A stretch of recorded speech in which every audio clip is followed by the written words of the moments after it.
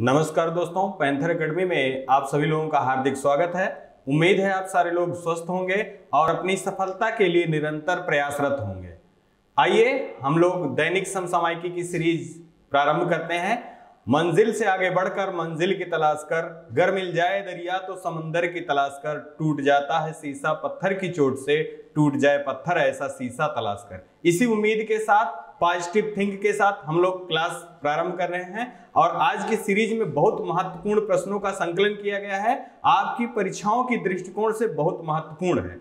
इसको आप शुरू से लेकर अंत तक देखिए और अपना जो प्रेम स्नेह चैनल के प्रति आपने बना रखा है उसको बनाए रखिए। आइए, यहाँ दो कोट मोटिवेशनल लिखा गया है लक्ष्य और दिशा के बिना प्रयास और साहस बेकार है। जब हमारे पास लक्ष्य और उस लक्ष्य को प्राप्त करने के लिए सही दिशा ना हो तो उस दिशा में लगाया गया या उस कार्य के लिए लगाया गया प्रयास और साहस दोनों बेकार जाता है। इसी कारण सबसे पहले हमको अपने प्रतिदिन के लिए लक्ष्य को जरूर निर्धारित करना चाहिए। आइए सेशन की शुरुआत करें और देखते हैं बहुत महत्वपूर्ण प्रश्नों का ये संकलन।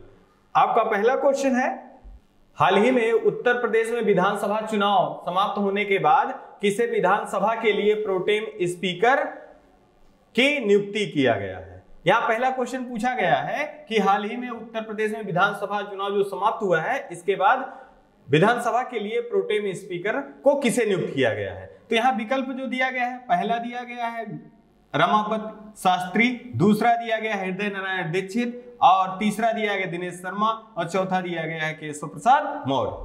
अब यहाँ ये शब्द आया है प्रोटेम स्पीकर। हम इसके बारे में थोड़ी जानकारी इकट्ठा कर लें तो जाने कि प्रोटेम स्पीकर क्या होता है। जब विधानसभा का चुनाव होता है और नव निर्वाचित विधानसभा के सदस्य निर्वाचित होकर विधानसभा में जाते हैं तो उनके शपथ की जो कार्यवाही होती है वो इसी प्रोटेम स्पीकर के द्वारा किया जाता है।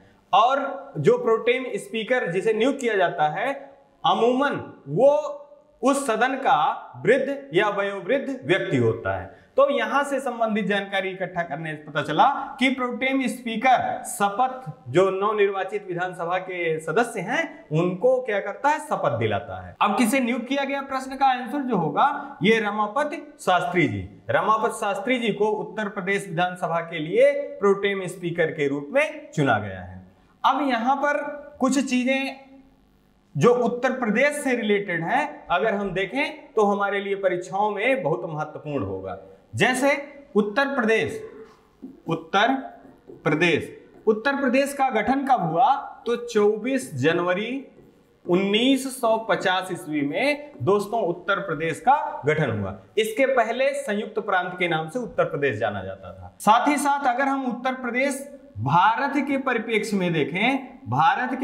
में देखें तो भारत की जो कुल जनसंख्या है उस जनसंख्या का 16.5% हिस्सा जो होता है जनसंख्या का वो उत्तर प्रदेश में निवास करता है। इसी कारण जनसंख्या की दृष्टिकोण से उत्तर प्रदेश भारत में सबसे अधिक जनसंख्या वाला राज्य है। अगर हम यही बात कर लें क्षेत्रफल की दृष्टि से उत्तर प्रदेश भारत के कुल क्षेत्रफल का 7.33% की हिस्सेदारी शेयर करता है। साथ ही साथ अगर हम जनघनत्व की बात करें तो 829 व्यक्ति प्रति वर्ग किलोमीटर में उत्तर प्रदेश में जनघनत्व है। साथ ही साथ अगर हम उत्तर प्रदेश के कुछ जिले, जो पूर्वी जिला कौन सा है, पश्चिमी जिला कौन सा है, उत्तरी जिला कौन है और दक्षिणी जिला कौन है, इसके चारों तरफ की सीमाओं से अगर देखें तो सबसे पूर्व में बलिया है और आपका पश्चिम में शामली है और उत्तर में सहारनपुर है और दक्षिण में सोनभद्र है। आपसे अगर क्वेश्चन विगत वर्षों का क्वेश्चन पेपर उठा के देखेंगे तो आपसे पूछा जाता है कि उत्तर प्रदेश का कौन सा वो जिला है जो सर्वाधिक राज्यों से सीमा साझा करता है, तो उसका आंसर जो होगा आपका ये सोनभद्र होगा। ये 4 राज्यों से अपनी सीमा साझा करता है। कौन कौन से राज्य हैं?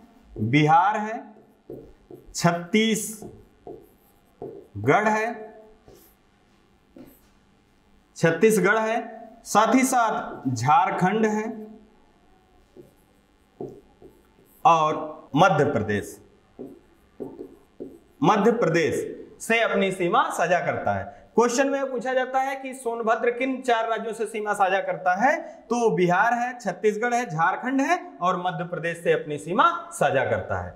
अब अगर हम बात कर लें कि उत्तर प्रदेश सर्वाधिक, सबसे ज्यादा, सर्वाधिक सीमा किस राज्य से साझा करता है, तो वो मध्य प्रदेश से साझा करता है। और सबसे कम किस राज्य से सीमा साझा करता है, तो वो हिमाचल प्रदेश से करता है, हिमाचल प्रदेश से करता है। अगर हम बात करें उत्तर प्रदेश में, तो उत्तर प्रदेश में जो विधानसभा की सीटें हैं,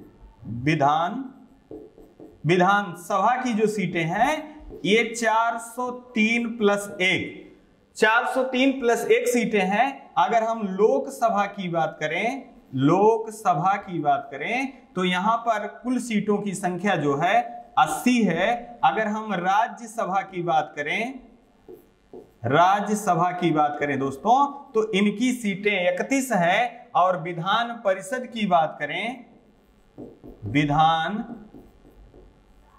की बात करें तो इनकी 100 सीटें हैं। आइए अगला क्वेश्चन देखें।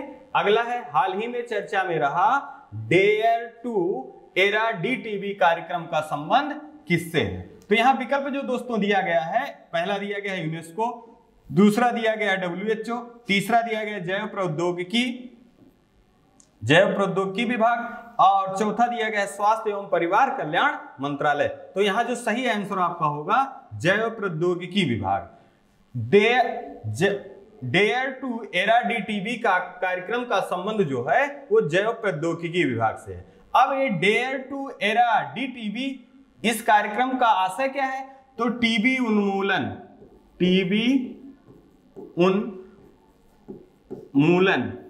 उन्मूलन के लिए कार्यक्रम प्रारंभ किया गया है और इस कार्यक्रम को जैव प्रौद्योगिकी विभाग ने प्रारंभ किया है। अब अभी हाल ही में 24 मार्च को टीबी दिवस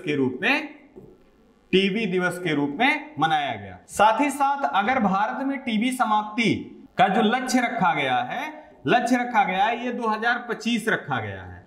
और अगर हम एसडीजी इंडेक्स में देखें तो इसका समाप्ति का जो लक्ष्य रखा गया है विश्व पर 2030 रखा गया है। और टीबी जो है एक संक्रामक बैक्टीरिया के द्वारा संक्रामक बीमारी है और उस बैक्टीरिया का नाम माइकोबैक्टीरियम ट्यूबरकुलोसिस है। आइए अगला क्वेश्चन देखें और इसमें से संबंधित कुछ क्वेश्चन और भी आपके देख लें तो महत्वपूर्ण होंगे। जैसे यूनेस्को की स्थापना कब हुआ था, तो यूनेस्को की स्थापना 16 नवंबर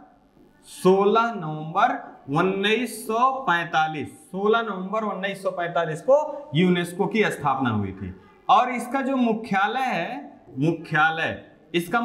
जो है वो पेरिस में है। और इसके मुख्य जो प्रमुख है आंद्रे अजोले जी हैं। साथ ही साथ अगर हम WHO की बात करें तो 7 अप्रैल 1948 को WHO की स्थापना हुई और इसका मुख्यालय जो है वो जिनेवा में है, जिनेवा स्विट्जरलैंड में। आइए अगला क्वेश्चन देखें। अगला क्वेश्चन है, हाल ही में फीफा वर्ल्ड कप 2022 का प्रायोजक कौन बना है। तो यहां पर जो क्वेश्चन का आंसर आपका दिया गया है, पहला दिया गया है वीवो, दूसरा दिया गया है टाटा और तीसरा दिया गया है बायजू और चौथा दिया गया है इनमें से कोई नहीं। तो इसका जो सही आंसर होगा वो बायजू, मतलब फीफा वर्ल्ड कप 2022 का प्रायोजक जो है वो बायजू है। अब यहाँ बायजू की स्थापना अगर हम देखें, स्थापना 2011 में हुआ था। ये रविंद्रन और दिव्या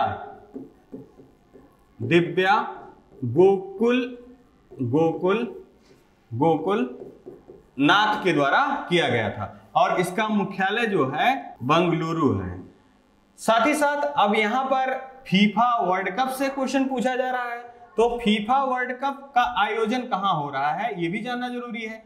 तो फीफा फीफा 2022 का आयोजन कतर में हो रहा है। यहां से एक क्वेश्चन ये भी बन जाता है कि क्या इससे पहले कभी अरब देश में या फीफा का फुटबॉल मैच हुआ था? तो नहीं, यह प्रथम बार हो रहा है, यह प्रथम बार हो रहा है, अरब देश में पहली बार हो रहा है। और अगर हम एशिया के परिप्रेक्ष्य में देखें तो एशिया के परिप्रेक्ष्य में ये दूसरी बार हो रहा है, एशिया के परिप्रेक्ष्य में यह दूसरी बार हो रहा है। आइए अगला क्वेश्चन हम लोग देखें और कुछ आगामी खेल जो कहां पर आयोजित होंगे, यहां से भी आपके पास प्रश्न बनता है तो उनको हम देख लेंगे। जैसे आपके दिए गए हैं आगामी प्रतियोगिताएं और स्थल, जैसे 8वां आईसीसी पुरुष T20 विश्व कप कहां होगा? और ये ऑस्ट्रेलिया में होगा। जैसे 8वां आईसीसी महिला T20 विश्व कप 2023 ये कहां होगा? ये आपका दक्षिण अफ्रीका में होगा। अगला आपका दिया गया है 13वां आईसीसी वनडे क्रिकेट विश्व कप 2023, ये भारत में होगा। इसको ध्यान में रखना है कि 13वां आईसीसी वनडे क्रिकेट विश्व कप का आयोजन कहां होगा? तो इसका आयोजन भारत में होगा। 12वां महिला आईसीसी वनडे क्रिकेट विश्व कप 2023 ये कहां होगा? ये न्यूजीलैंड में होगा।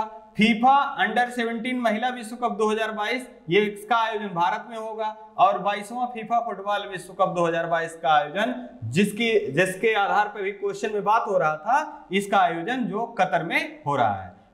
और 23वां फीफा फुटबॉल विश्व कप 2026 में जो होगा ये कनाडा, मैक्सिको और यूएसए 3 स्थानों पर होगा। 33वां ग्रीष्मकालीन ओलंपिक खेल 2024 ये फ्रांस में होगा। और 34वां मध्यकालीन ओलंपिक खेल 2028 ये यूएसए में होगा। और 35वां ग्रीष्मकालीन ओलंपिक खेल 2032 ये ऑस्ट्रेलिया में होगा। खेलों से संबंधित आगामी खेल कहां होंगे, यहां से प्रश्न लगातार पूछे गए हैं।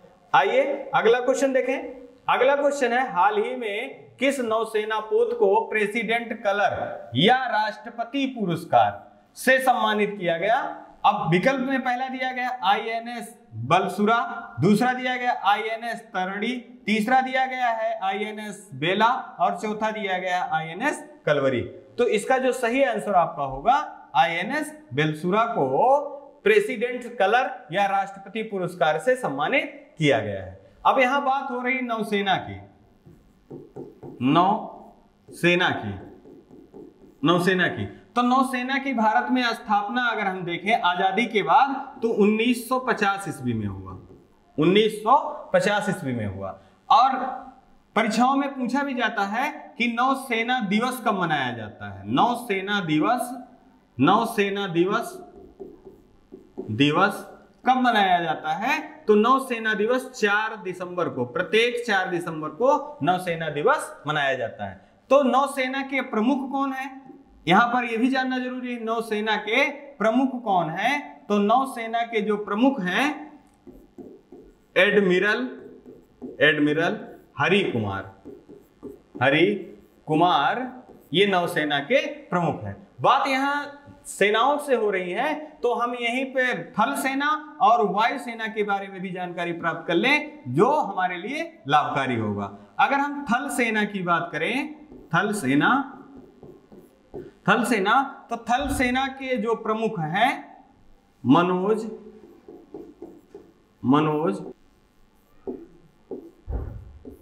मुकुंद नरवणे जी हैं, जो कि सीडीएस भी हैं भारत के द्वितीय। साथ ही साथ अगर हम देखें थल सेना दिवस कब मनाया जाता है तो 15 जनवरी को, प्रत्येक 15 जनवरी को थल सेना दिवस के रूप में मनाया जाता है। हम बात करें यही वायुसेना की तो वायुसेना के जो प्रमुख हैं बी.आर. चौधरी जी हैं, विवेक राम चौधरी। और वायुसेना दिवस प्रत्येक 8 अक्टूबर को वायुसेना दिवस मनाया जाता है। वायुसेना दिवस मनाया जाता है। आइए अगला क्वेश्चन देखें। अगला क्वेश्चन है, हाल ही में किस स्थान पर भारत भाग्य विधाता कार्यक्रम का शुभारंभ किया गया? भारत भाग्य विधाता कार्यक्रम का शुभारंभ भारत के किस स्थान पे किया गया? और आपका जो विकल्प दिया गया, पहला उत्तर प्रदेश, दूसरा दिया गया है नई दिल्ली और तीसरा दिया गया महाराष्ट्र और चौथा दिया गया है राजस्थान। यहां पर जो सही आंसर आपका होगा ये होगा नई दिल्ली। भारत भाग्य विधाता, इसका उद्देश्य क्या है? तो पिछले वर्ष प्रधानमंत्री नरेंद्र मोदी जी के द्वारा आजादी का अमृत महोत्सव, आजादी का अमृत महोत्सव का शुभारंभ किया गया। उसी के अंतर्गत भारत भाग्य विधाता कार्यक्रम का शुभारंभ किया गया। अब ये किया कहां गया? तो नई दिल्ली में, नई दिल्ली में लाल किला में।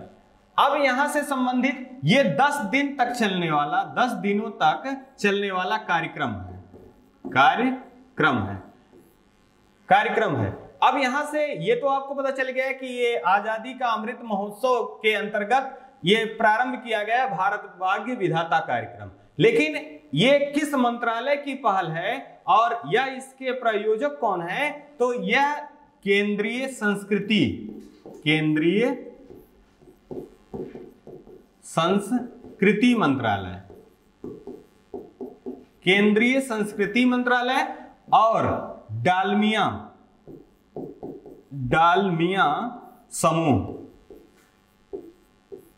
समूह का संयुक्त कार्यक्रम है। और इसका शुभारंभ किसने किया? तो स्मृति ईरानी जी ने इसका शुभारंभ किया। आइए अगला क्वेश्चन देखें। अगला क्वेश्चन है, हाल ही में चर्चा में रहे किस देश के खिलाड़ी ने टेस्ट क्रिकेट के इतिहास में सबसे तेज 8000 रन बनाए? अब यहां पर जो आपका विकल्प दिया गया है, पहला दिया गया है ऑस्ट्रेलिया, दूसरा दिया गया है वेस्ट इंडीज, तीसरा दिया गया है श्रीलंका और चौथा दिया गया है पाकिस्तान। तो यहां जो सही आपका विकल्प होगा, विकल्प ए सही होगा, ऑस्ट्रेलिया। ऑस्ट्रेलिया के एक खिलाड़ी हैं जिनका नाम है स्टीव स्मिथ। इन्होंने 85 टेस्ट मैच और 151 पारी में सबसे तेज 8000 रन बना दिए। इसका आशय यह है कि क्या इससे पहले भी किसी खिलाड़ी ने इस जो 8000 का रन का आंकड़ा है पार किया था? तो हाँ, इसका जो पहले जो खिलाड़ी थे श्रीलंका के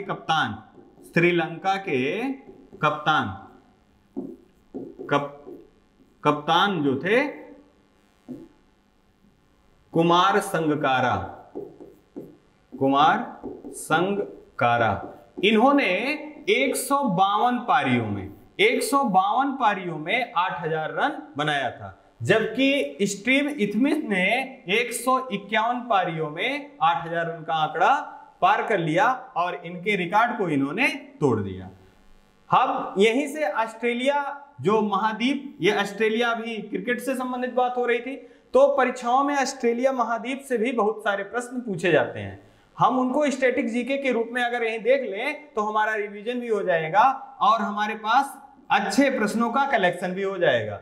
अब ऑस्ट्रेलिया महाद्वीप के बारे में अगर बात करें तो जो 7 महाद्वीप हैं, उन 7 महाद्वीपों में सबसे छोटा महाद्वीप के रूप में ऑस्ट्रेलिया महाद्वीप है। साथ ही साथ इसके उपनाम भी हैं, जैसे कंगारुओं का देश,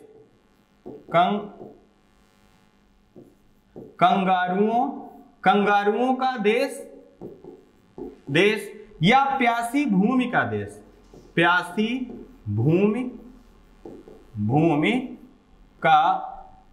का देश के नाम से भी इसे जाना जाता है। और ऑस्ट्रेलिया की खोज की अगर बात करें, तस्मान और कुक खोज की बात करें तो तस्मान और कुक नामक व्यक्तियों ने किया था। साथ ही साथ ऑस्ट्रेलिया के बारे में देखें तो ऑस्ट्रेलिया में ग्रेट डिवाइडिंग रेंज है, ऑस्ट्रेलिया में ग्रेट डिवाइडिंग रेंज है। साथ ही साथ अगर हम देखें ऑस्ट्रेलिया में विक्टोरिया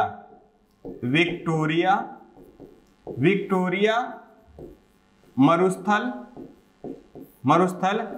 ग्रेट सैंडी मरुस्थल, गिब्सन मरुस्थल, गिब्सन मरुस्थल और सिम्पसन मरुस्थल।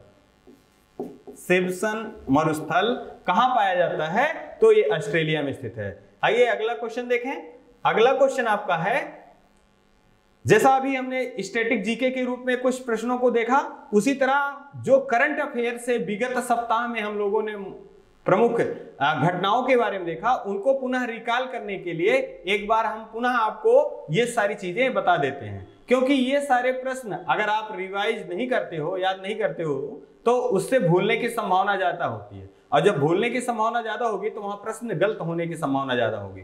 तो यहाँ पर इस चीज की कमी को दूर करने के लिए हम लोग ये सारे प्रश्न आपके समक्ष प्रस्तुत कर रहे हैं।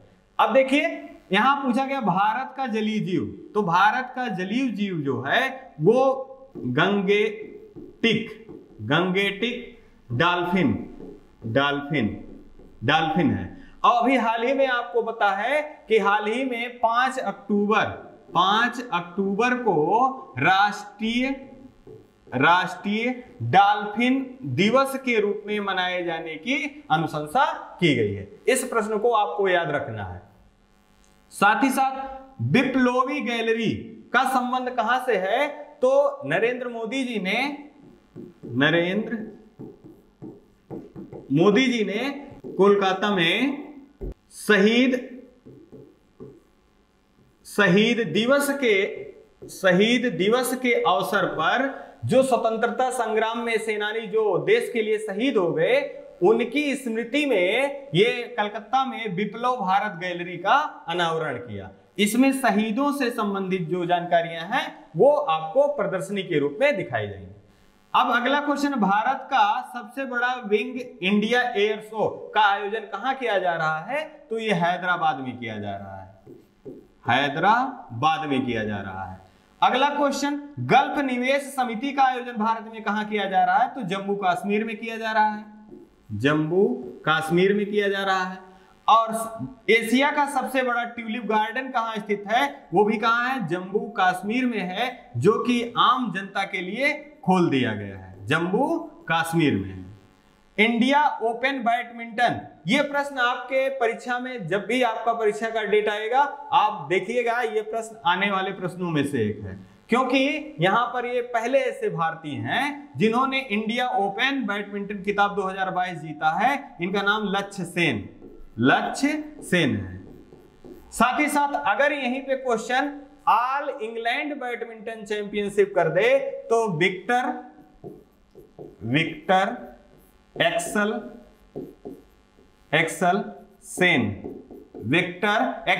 सेन, ये डेनमार्क के हैं और डेनमार्क की राजधानी जो है कोपेनहेगन है। आइए अगला देखें, बैडमिंटन में लाइफ टाइम अचीवमेंट अवार्ड किसे दिया गया? 2022 का है ये। तो ये प्रकाश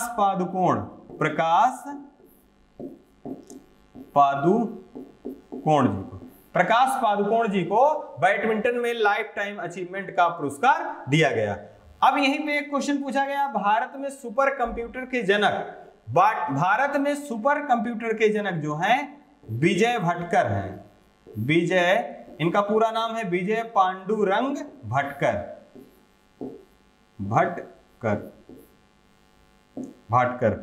और अगर हम बात करें विश्व में सुपर कंप्यूटर के जनक कौन है, तो सिमोर क्रे जो हैं ये विश्व में सुपर कंप्यूटर के जनक हैं। आइए अगला क्वेश्चन हम लोग देखें।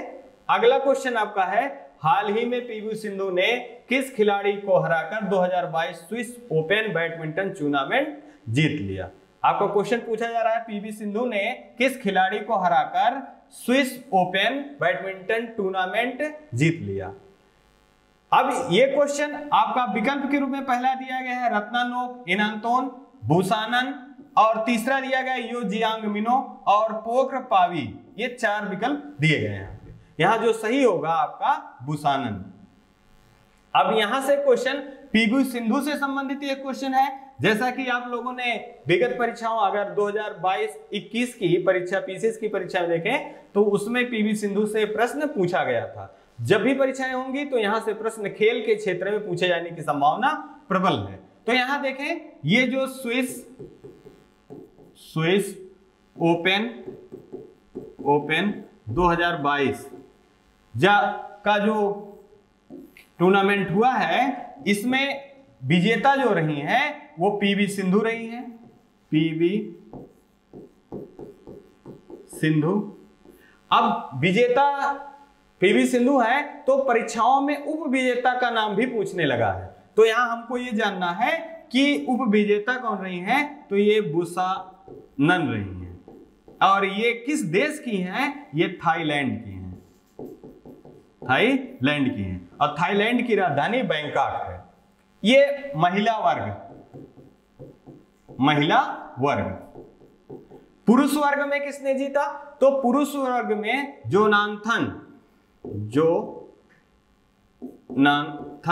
जोनाथन ने किताब को जीता। और इसने किसे हराया, तो प्रणय को हराया, जो कि भारतीय मूल के हैं, भारतीय हैं। अब यहां पर क्वेश्चन आपसे पूछा जा सकता है कि स्विस ओपन 2022 बैडमिंटन टूर्नामेंट जो है वो महिला वर्ग में किसने जीता, तो आपका आंसर होगा पीवी सिंधु। और महिला वर्ग में कौन हारी, तो बुसानन है। अगर यही क्वेश्चन पुरुष वर्ग में पूछा जा रहा है कि स्विस ओपन 2022 बैडमिंटन टूर्नामेंट किसने जीता, जो जोनाथन ने जीता, और हार कौन उप विजेता रहा, तो प्रणय रहे। और ये इनका संबंध किस देश से है, तो ये भारत के निवासी हैं। आइए अगला क्वेश्चन देखें। अगला क्वेश्चन है, हाल ही में किस हवाई अड्डे को विंग्स इंडिया 2022 में कोविड चैंपियन पुरस्कार से सम्मानित किया गया। अब यहां पर आपके विकल्प जो दिए गए हैं, पहला दिया गया है लखनऊ अंतरराष्ट्रीय हवाई अड्डा, दूसरा दिया गया है कोचीन अंतरराष्ट्रीय हवाई अड्डा, तीसरा दिया गया है चेन्नई अंतरराष्ट्रीय हवाई अड्डा, और चौथा दिया गया है गोवा अंतरराष्ट्रीय हवाई अड्डा। तो यहां पर जो आंसर आपका होगा दोस्तों, यह होगा कोचीन अंतरराष्ट्रीय हवाई अड्डा। विंग्स इंडिया 2022 के द्वारा कोविड-19 पुरस्कार से सम्मानित किया गया कोचीन अंतरराष्ट्रीय हवाई अड्डे को। ये स्थित कहां है, ये केरल में स्थित है। और केरल से ही संबंधित आप लोग जानते हैं पेरियार नेशनल पार्क और इराविकुलम नेशनल पार्क कहां स्थित है, वो केरल में स्थित है। इतिहास से अगर देखा जाए तो 1921 में मोपला विद्रोह का शुरुआत कहां से हुआ, तो ये केरल से हुआ था। साथ ही साथ केरल में साइलेंट वैली या शांत घाटी के नाम से पूछा जाता है कि शांत घाटी कहां स्थित है या साइलेंट वैली कहां स्थित है, तो वो केरल में स्थित है। आइए अगला क्वेश्चन देखें। अगला क्वेश्चन है, हाल ही में किसे स्टॉकहोम जल पुरस्कार 2022 के रूप में सम्मानित किया गया। यह क्वेश्चन पुरस्कार और सम्मान से संबंधित है और इसका वेटेज अत्यधिक तब होगा जब आप देखेंगे कि विगत वर्षों में ये प्रश्न पूछे गए हैं। अब इसका जो विकल्प दिया गया, पहला दिया गया है लियोनेल मेसी, दूसरा दिया गया है शाहीन अफरीदी, तीसरा दिया गया है जो रूट, और चौथा दिया गया है विल्फ्रेड बुशएड। अब यहां जो सही आंसर होगा वो होगा विल्फ्रेड। अब यहां स्टॉकहोम जल पुरस्कार से संबंधित बात हो रही है, तो यहीं पर हम जान लें कि हाल ही में 22 मार्च को विश्व जल दिवस के रूप में मनाया गया। विश्व जल दिवस के रूप में 22 मार्च को मनाया गया। साथ ही साथ अगर हम भारत के परिप्रेक्ष्य में देखें तो वाटरमैन के नाम से किसे जाना जाता है, तो राजेंद्र सिंह जी को वाटरमैन के नाम से जाना जाता है। साथ ही साथ अगर हम यहीं पे देखें टाइगर मैन ऑफ इंडिया, तो कैलाश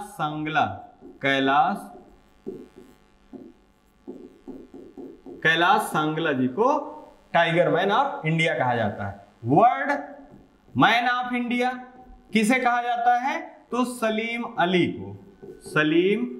अली जी को वर्ल्ड मैन ऑफ इंडिया कहा जाता है। मेट्रो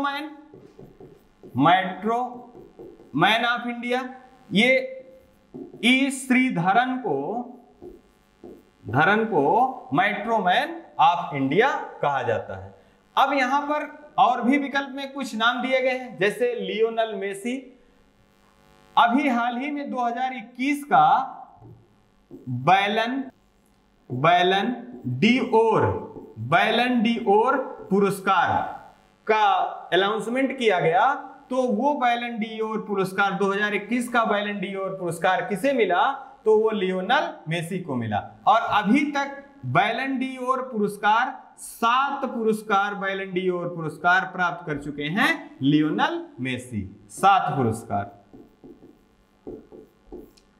ये कहां के हैं? तो ये अर्जेंटीना के हैं, अर्जेंटीना के हैं। और अर्जेंटीना में एक बहुत पॉपुलर घास पाई जाती है जिसका नाम पंपास। आपसे क्वेश्चन भी पूछा गया है कि पंपास घास के मैदान कहां पाए जाते हैं? तो अर्जेंटीना में पाया जाता है। अब यही बात करें शाहीन अफरीदी की, तो आईसीसी 2021 पुरुष